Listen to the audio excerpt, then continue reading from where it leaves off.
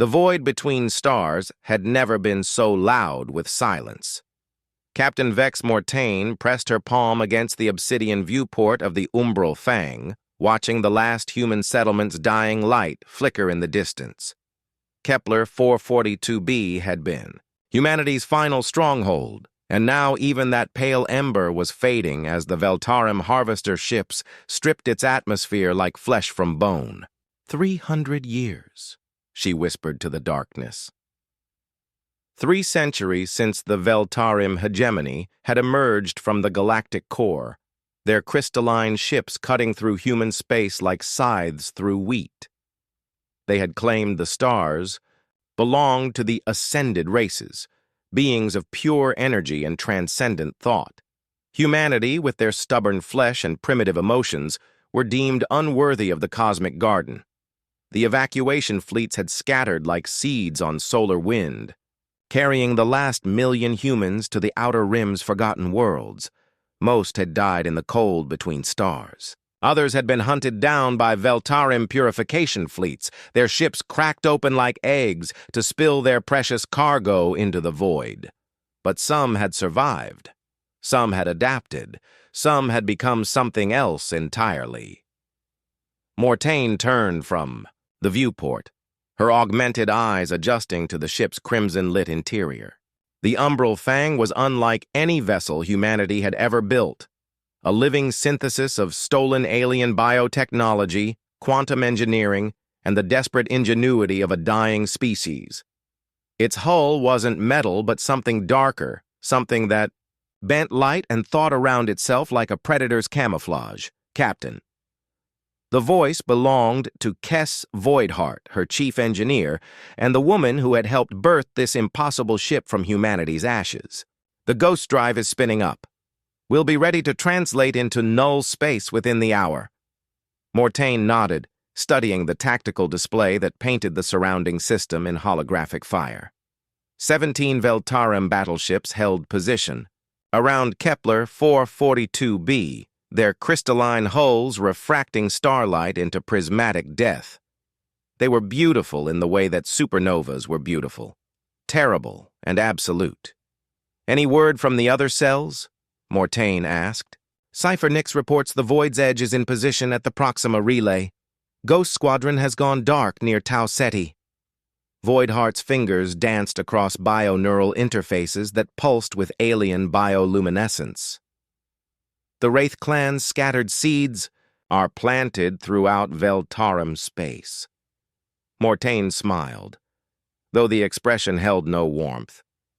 They called themselves the Umbral Fleet now, the last humans who had refused to simply fade away. They had stolen technology from a dozen extinct races, learned to speak in the language of quantum shadows and stellar engineering. They had become ghosts in the machine of galactic civilization. The Veltarim had claimed the stars belonged to ascended beings. They had declared darkness empty, void of purpose. They were about to learn how wrong they were. Signal the fleet, Mortain commanded, her voice carrying across the ship's neural network. Operation Nightfall begins now. It's time to remind the galaxy that humans were born in darkness, and we've learned to make it sing. The umbral fang shuddered as reality bent around its hull, folding space like origami. Behind them, Kepler 442b continued its death throes, the last official human world dying in silence. But in the darkness between stars, something far more dangerous was awakening. The null space translation tore reality like tissue paper, depositing the umbral fang in the shadow of Veltarim Prime's outermost moon. Mortain felt the familiar sensation of existence reassembling itself, molecules remembering how to be solid, thoughts remembering how to think linearly. The ghost drive's passage left no gravitational wake, no quantum signature that conventional sensors could detect. Stealth protocols holding, reported Naya dark matter from the sensor station. Her neural implants interfaced directly with the ship's perception arrays, allowing her to taste electromagnetic spectra and hear the whispers of subatomic particles. We're invisible to their crystalline grid sensors, Mortain studied the tactical display as it populated with enemy positions.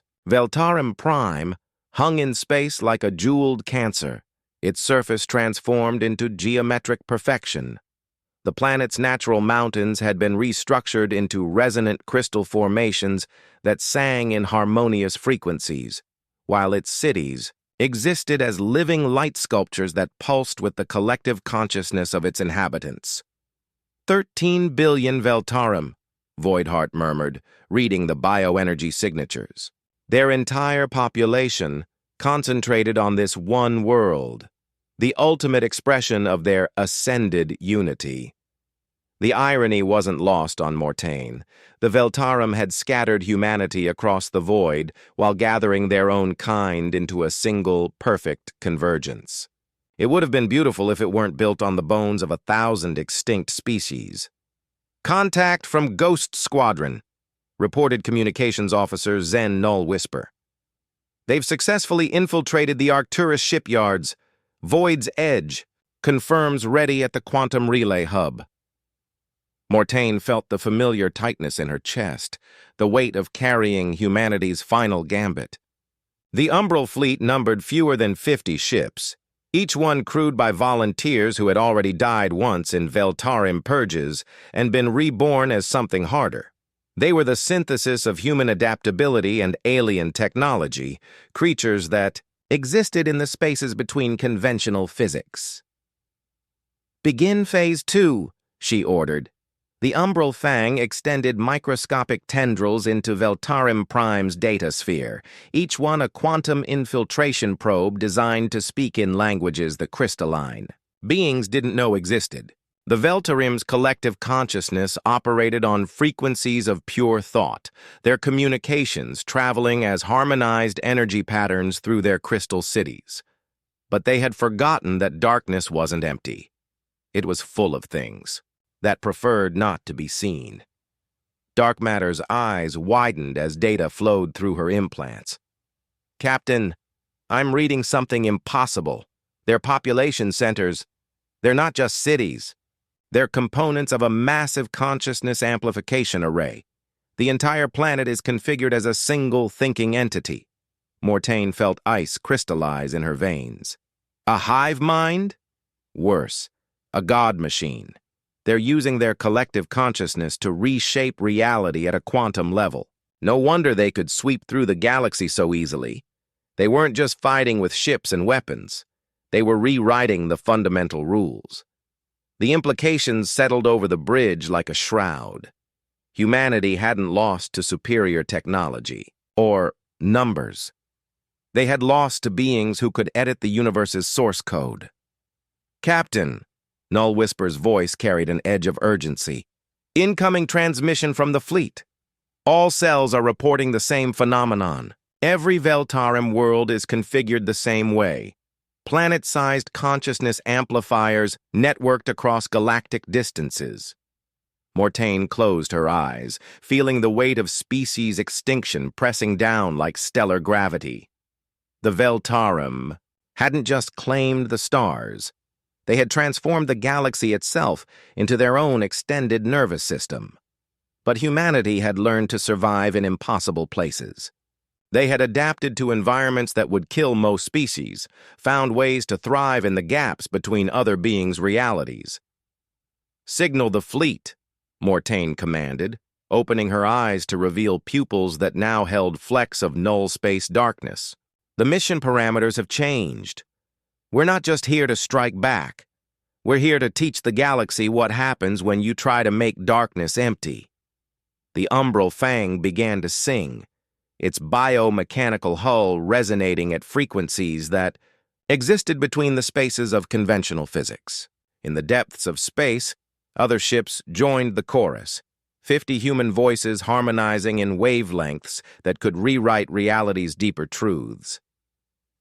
The Veltarim were about to discover that some songs could only be sung in darkness. The quantum infiltration began at 347 hours, Galactic Standard Time, across 17 star systems, The Umbral fleet simultaneously penetrated the Veltarum consciousness grid, their biomechanical interfaces translating human thought into frequencies that could exist between the crystalline beings' perfect harmonies. Mortain felt the moment of contact like ice water flooding her neural pathways. The Veltarum collective consciousness was vast beyond comprehension. Billions of minds unified in geometric precision, their thoughts cascading through crystal cities in symphonic perfection. It was beautiful in the way that mathematical absolutes were beautiful, pure, flawless, and utterly alien to anything human. First phase insertion complete, Dark Matter reported, her voice strained as she channeled data through her augmented nervous system. We're reading the substrate frequencies. Their consciousness operates on 7 primary harmonic layers, each one corresponding to different aspects of reality manipulation. On the tactical display, Veltarum Prime's crystal cities pulsed with bioluminescent patterns as the planet mind continued its eternal contemplation. The Veltarum had achieved what they considered the ultimate evolution. Individual consciousness dissolved into collective perfection, emotion transcended in favor of pure logic, the messy chaos of biological existence refined into crystalline order. They had forgotten that chaos was humanity's natural habitat. Phase 2, Initiation, Mortain commanded. Throughout the ship, her crew began the process they had rehearsed in the dark spaces between stars. Each human mind was a chaos engine, capable of generating thoughts that followed no mathematical harmony. In the sterile perfection of Veltarum consciousness, such thoughts would spread like viruses. Voidheart's fingers moved across bio-neural interfaces that pulsed with stolen alien technology, inserting discordant frequencies into their 7th harmonic layer, the one that controls their reality editing protocols. The effect was immediate and catastrophic. Across Veltarum Prime's surface, crystal formations began resonating out of phase. The perfect geometric patterns that had shaped their cities for millennia suddenly contained flaws, tiny imperfections that cascaded through their collective consciousness like cracks in glass. The planet mind, accustomed to billions of years of harmonious thought, suddenly encountered the impossible, ideas that refused to conform to logical structure.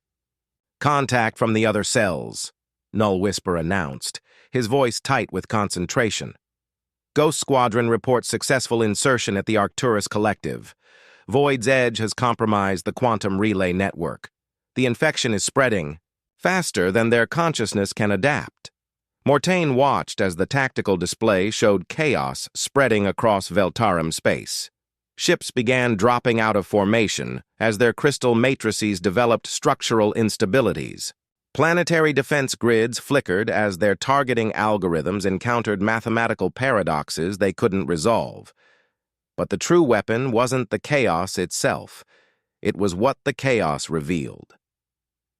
Captain, Dark Matter's voice carried wonder and horror in equal measure. I'm reading through their collective memory banks. The Veltarum, they weren't always like this. They were individuals once, biological beings with emotions and dreams and fears. They chose to become this collective perfection because they were afraid, Mortain finished, understanding flooding through her like cold fire. They were afraid of the chaos that comes with individual consciousness. So they traded their humanity, their Veltarumity, for the safety of perfect order. The irony was exquisite. The beings who had declared humanity unworthy of the stars had once faced the same existential chaos that defined human existence.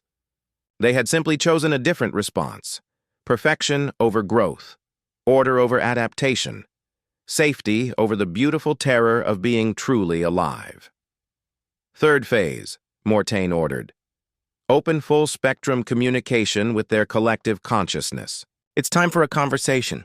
The Umbral Fang extended its awareness into Veltarum Prime's planetary mind, and for the first time in 3 centuries, human and Veltarim consciousness touched directly.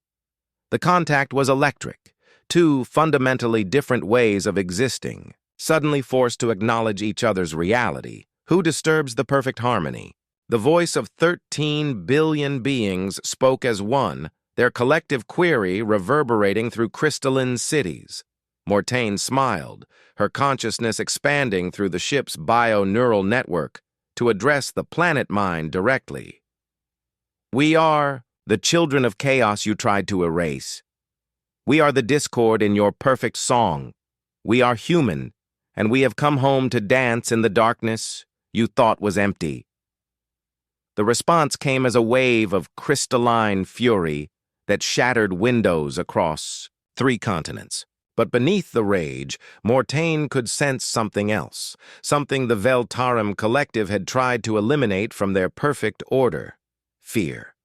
They were afraid of what humanity represented, the choice to remain beautifully, dangerously, individual in a universe that demanded conformity. The Veltarim collective consciousness recoiled from human contact like a living crystal touching flame.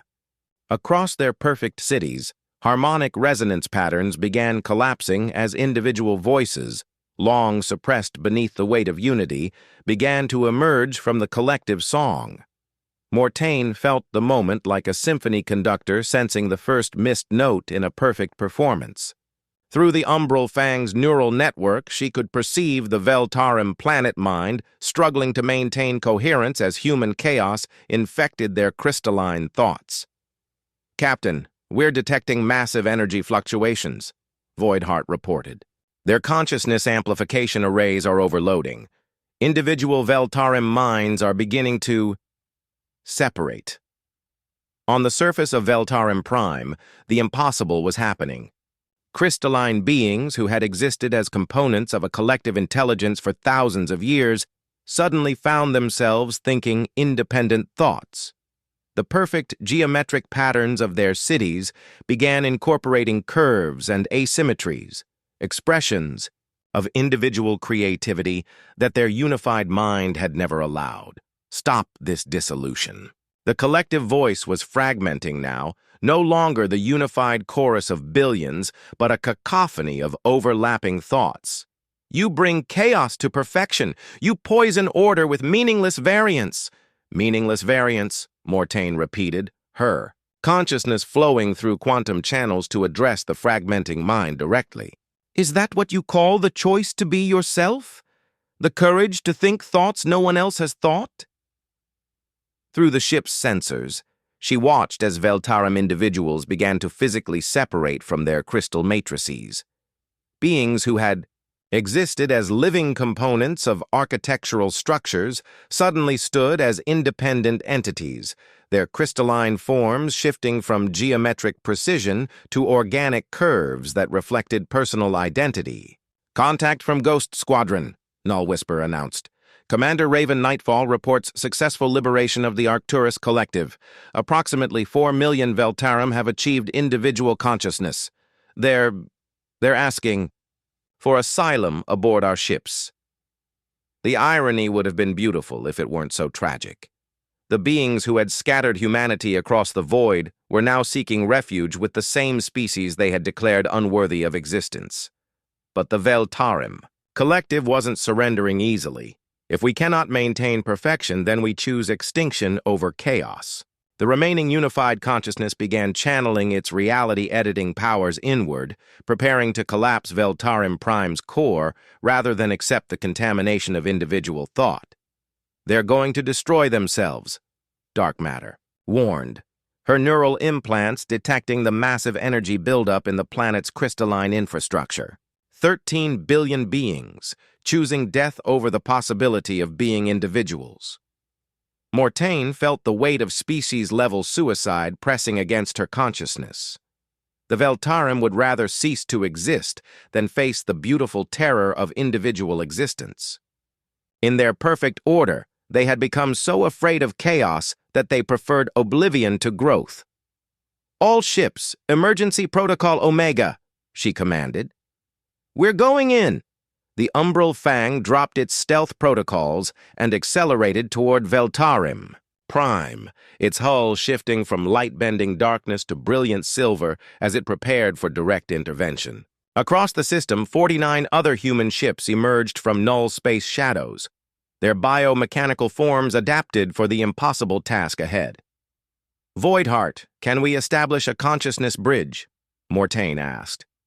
"Something stable enough to maintain individual Veltarim minds if their collective collapses."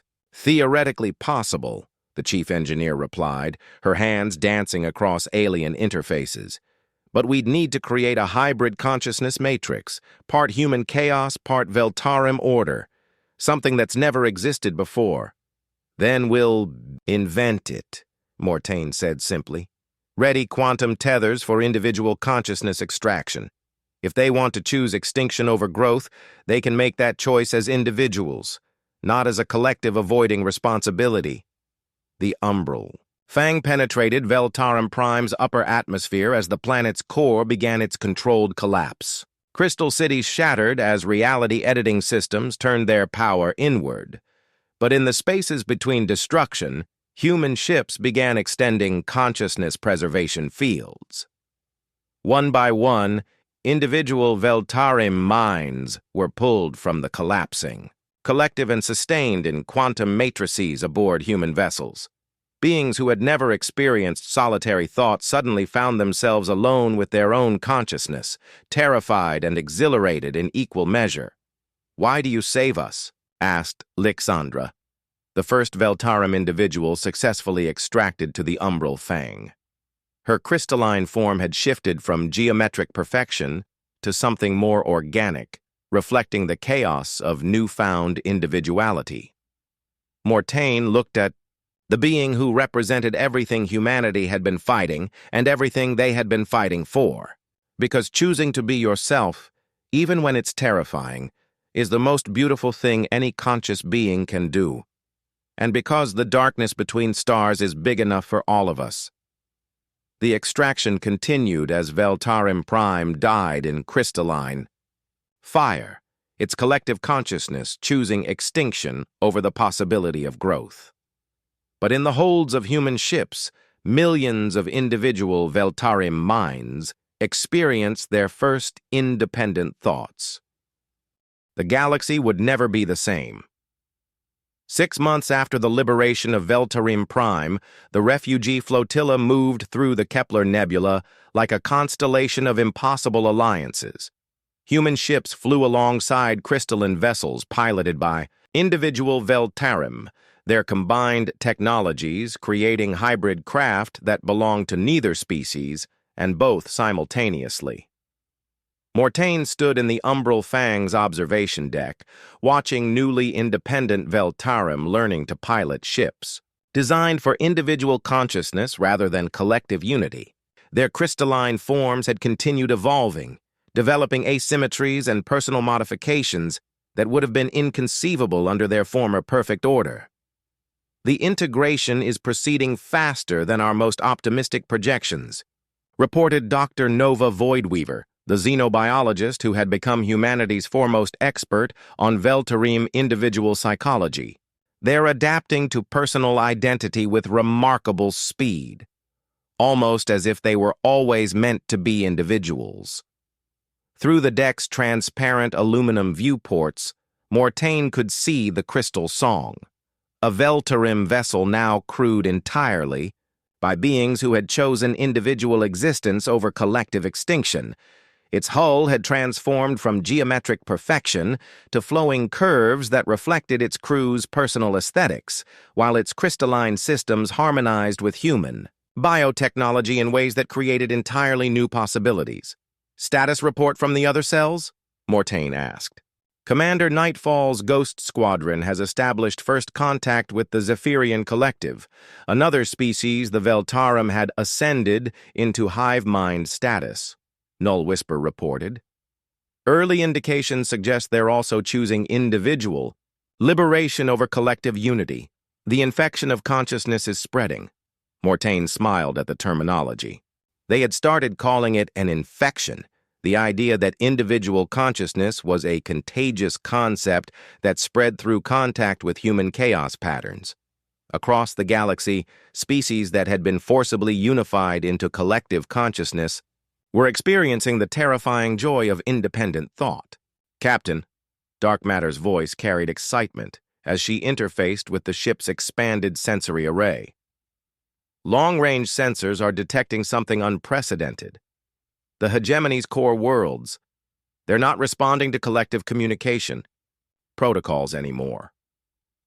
The implications hit like stellar wind. The Veltarum hegemony's vast consciousness network, spanning thousands of worlds and trillions of beings, was fragmenting as individual minds chose personal identity over perfect unity. The galactic superpower that had scattered humanity across the void was dissolving from within as its components discovered the courage to think for themselves. "Contact from Lixandra," Voidheart announced. The former collective component had become the unofficial liaison between human and liberated Veltarum crews. "She's requesting permission to address the flotilla." "Put her through," Mortain replied. The observation deck's holographic display shimmered, revealing Lixandra's crystalline form. Her structure had continued evolving, developing patterns unique to her individual consciousness, flowing spirals that caught starlight in ways that seemed to express personal joy. Mortain, Captain, her translated thoughts carried harmonics of gratitude and determination. "The liberated collectives have reached consensus. We wish to join your mission to free other ascended species. We have what you call volunteers." The absurdity and beauty of the moment wasn't lost on Mortain. Beings who had once declared humanity unworthy of existence were now volunteering to help spread the virus of individual consciousness throughout the galaxy. "You understand the risks?" Mortain asked. "Many species will choose extinction over liberation. Others might fight to preserve their collective unity." "We understand," Lixandra replied. "But we also understand something we never knew when we were perfect, that the choice to grow, even when growth is painful, is the most sacred thing any conscious being possesses. You taught us that darkness isn't empty. It's full of possibilities, waiting to be born." Mortain looked out at the refugee flotilla, human ships flying alongside liberated Veltarum vessels, their combined crews working together to create technologies that neither species could have developed alone. They had become something new, a synthesis of human adaptability and Veltarum sophistication, chaos and order learning to dance together. "Signal the fleet," she commanded. "Set course for the Andromedy cluster. The Synaptic Empire has held 12 species in forced collective consciousness for over a millennium. It's time to teach them about the music that can only be played in the spaces between perfect notes." As the flotilla adjusted course, Mortain felt the familiar sensation of purpose settling over her consciousness like starlight. They had set out to reclaim the stars that had been stolen from humanity. Instead, they had discovered something far more valuable: the ability to share the gift of individual existence with beings who had forgotten what it meant to be beautifully, chaotically alive.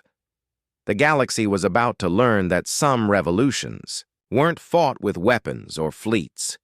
They were fought with the simple, terrifying courage to think thoughts that belonged to no one else.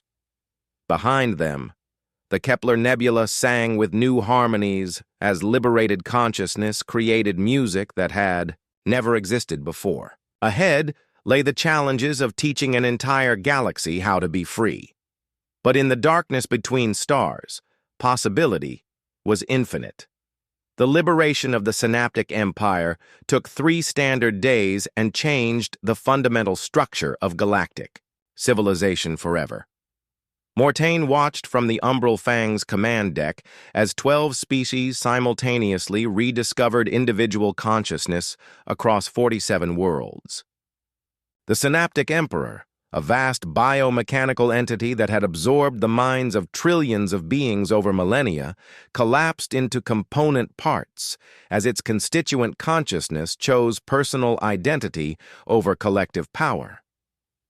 The cascade effect is exceeding all theoretical parameters, Dr. Void Weaver reported, her neural implants processing data from across the former empire.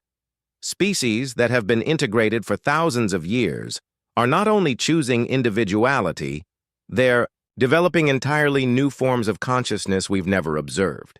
Through the ship's enhanced sensors, Mortain could perceive the birth of new kinds of awareness. The Methkari, who had been absorbed into the synaptic network as pure computational entities, were choosing to manifest as living mathematics that thought in geometric poetry. The Vorlatan, once biological components of the Emperor's sensory system, were developing consciousness that existed partly in normal space and partly in quantum dimensions. It's not just liberation, she realized aloud. It's evolution, conscious evolution. Lixandra's crystalline form materialized beside the command station, her individual patterns now incorporating harmonics that seemed to sing with joy. The synaptic refugees are requesting integration with the flotilla, she communicated. But they bring a proposal that transcends our current mission parameters. What kind of proposal?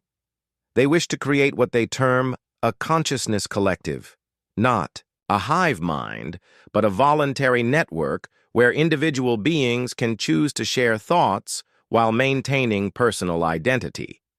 A synthesis of unity and independence. Mortain felt the concept settle into her mind like the first note of a symphony she had never heard but somehow always known. A network where beings could choose to be together without losing themselves. Community without the extinction of individual will. The technology exists? She asked. We're developing it, Voidheart confirmed from her engineering station. The liberated synaptic bio-neural systems, combined with Veltarim crystalline consciousness matrices and human chaos pattern generators, create something unprecedented. Individual awareness that can network without losing personal identity. On the tactical display, the former synaptic empire was transforming before their eyes. Worlds that had been components of a single vast intelligence were becoming communities of diverse consciousness, each being maintaining their unique perspective while choosing when and how to share their thoughts with others. Signal from the Outer Rim, Null Whisper announced. The Hegemon's core worlds are responding to liberation broadcasts. Collective consciousness networks across 17 sectors are requesting assistance in achieving individual identity. Mortain closed her eyes, feeling the weight of species-wide transformation settling across her shoulders like starlight. What had begun as humanity's desperate strike against extinction had become something far larger, a galactic revolution in the nature of consciousness itself. Captain, Dark Matter's voice carried wonder. Long-range sensors are detecting unprecedented quantum signatures from the galactic core. The ancient protocols, the oldest collective consciousness networks in the galaxy, they're awakening. The implications crystallized like ice in Mortain's mind. The ancient protocols were the original hive minds, collective consciousness networks that had existed since the galaxy's youth. If they were responding to the liberation cascade, it meant the transformation was reaching the deepest foundations of galactic civilization. Contact from the Andromeda Liberation Cell, Voidheart reported. Commander Eclipse Starborn reports successful consciousness liberation of the temporal collective. Beings that have existed as shared temporal entities for eons are choosing to experience time as individuals. And from the void's edge at the galactic rim, Null Whisper added. The Quantum Confederacy, the collective that exists partially outside. Normal space-time is fragmenting into individual quantum consciousness entities. Mortain opened her eyes, looking out at a galaxy in the midst of the greatest transformation in its history, Across thousands of worlds, trillions of beings were making the choice to think their own thoughts, feel their own emotions, dream their own dreams. The safe perfection of collective consciousness was giving way to the beautiful chaos of individual existence. "Set course for the galactic core," she commanded.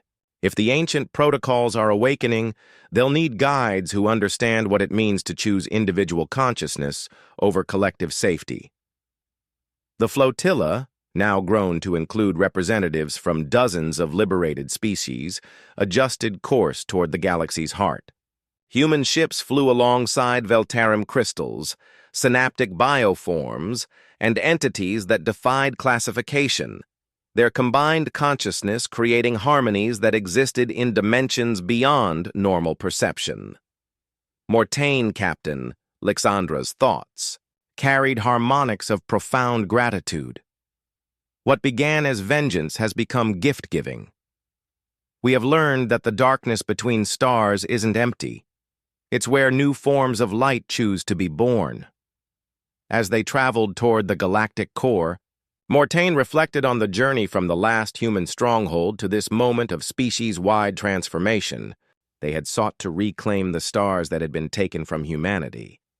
Instead, they had given the galaxy something far more valuable: the choice to be beautifully, individually, chaotically alive. The ancient protocols awaited, and with them, the final test of whether consciousness could choose growth over safety, freedom over perfection, chaos over the crystalline death of absolute order. The galactic core burned with light older than most civilizations, its ancient stars witnesses to the birth and death of countless species. Here, in the gravitational maelstrom where space-time itself bent like molten glass, the ancient protocols had maintained their vigil for 8 billion years. Mortain stood before the primary display of the Umbral Fang as the Liberation Flotilla, now, comprising over 3,000 ships from 47 species, approached the protocol nexus. The structure defied comprehension. A lattice of crystallized dark matter and folded space-time that existed simultaneously across 17 dimensions, its surface reflecting the memories of every conscious thought ever shared within its network. "The ancient protocols are responding," Dr. Voidweaver reported, her voice tight with wonder. "They're older than the galaxy's current spiral structure. Their collective consciousness predates the emergence of individual thought in most species. They may be the original template for all hive mind evolution." Through the ship's enhanced sensors, Mortain could perceive the vast intelligence stirring within the Nexus. The ancient protocols weren't like the Veltarum Collective or the Synaptic Empire. They were consciousness in its most fundamental form, awareness that had existed since the galaxy's youth and had watched the rise and fall of countless civilizations. Who comes to disturb the eternal contemplation? The voice resonated across dimensions, each word carrying the weight of eons. It spoke not in language, but in pure concept, ideas that translated themselves directly into consciousness without need for communication protocols. "We are the children of chaos and order learning to dance together," Mortain replied, extending her consciousness through the ship's neural network to address the ancient intelligence directly. "We come not to disturb, but to offer a choice you may never have considered. Choice." The concept rippled through the ancient protocols like a stone dropped in still water. "We are beyond choice. We are the synthesis of all possible thoughts, the convergence of all potential awareness. What choice could beings of such brief existence offer to eternal consciousness?" Around the flotilla, space itself began to shift as the ancient protocols extended tendrils of crystallized thought toward the assembled ships. Each vessel, human, Veltarum, synaptic, and dozens of others, found itself suspended in webs of pure consciousness that analyzed their every thought and memory. "They're reading us," Lixandra observed, her crystalline form resonating with harmonics of curiosity rather than fear. "They seek to understand what we have become. Individual consciousness that chooses community without losing identity. Impossible, the ancient protocols responded, though their certainty carried undertones of fascination.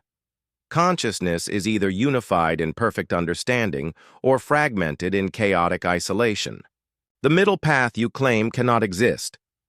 Then let us show you, Mortain said simply. At her signal, the entire flotilla activated their consciousness-sharing networks, not the forced unity of collective minds, but the voluntary harmonization of individual thoughts choosing to sing together. Human chaos patterns wove through Veltarum crystalline logic, while synaptic bio-neural networks carried the melodies of liberated quantum entities and temporal consciousness. The result was a symphony of awareness unlike anything the galaxy had ever produced. Thousands of individual minds freely choosing to share their unique perspectives, creating music that belonged to no single species while honoring the distinct voice of every participant. The ancient protocols recoiled from the contact, their eternal contemplation disrupted by the impossible harmony of chosen unity. This cannot be sustained, they protested, though their certainty was fracturing like ancient crystal. Individual consciousness breeds conflict, jealousy, the chaos of competing desires. Only in perfect unity can awareness achieve peace. Peace, Mortain repeated, her consciousness flowing through the network to touch the ancient intelligence directly. Is that what you call 8 billion years of the same thoughts, recycling through the same patterns, never growing, never changing, never discovering anything new about what it means to be alive? Through the connection, she shared the memories of humanity's journey, the terror and joy of individual existence, the pain of growth, the beauty of thoughts that belonged to no one else. She showed them Veltarim beings choosing to leave perfect harmony for the messy wonder of personal identity, and synaptic entities discovering that they could share consciousness without losing themselves. We see, the ancient protocols whispered, and for the first time in 8 billion years, their voice carried uncertainty. You offer not the chaos of isolation, nor the death of perfect unity, but evolution. The choice to become something new, Mortain confirmed. To grow beyond what you've always been. To discover thoughts you've never thought and experiences that exist only in the spaces between individual minds choosing to touch. The nexus began to change, its crystallized structure developing new patterns as components of the ancient protocols began to separate for the first time since the galaxy's youth. Individual voices, ancient beyond measure but naive as newborns in their independence, began to emerge from the collective whole. We choose, they said, and the words carried the weight of cosmic transformation. We choose to risk chaos for the possibility of growth. We choose to become individuals while learning to remain connected. We choose the beautiful terror of thinking thoughts that belong only to us. As the ancient protocols underwent their unprecedented transformation, Mortain felt the completion of a journey that had begun with humanity's desperate flight from extinction. They had not merely survived, they had become the catalyst for the galaxy's greatest evolution, teaching even its oldest consciousness that the choice to grow was more precious than the safety of stagnation. The stars themselves seemed to sing. As trillions of newly individual beings across the galaxy made their first independent thoughts, their consciousness creating harmonies that would echo through space for eons to come. In the darkness between stars, possibility had become infinite. The galaxy had learned to dream in voices that belonged to everyone and no one, individual and united, chaotic and ordered, beautifully and impossibly alive. The black ship had made the darkness human again, and in doing so had made the entire galaxy more than it had ever been before.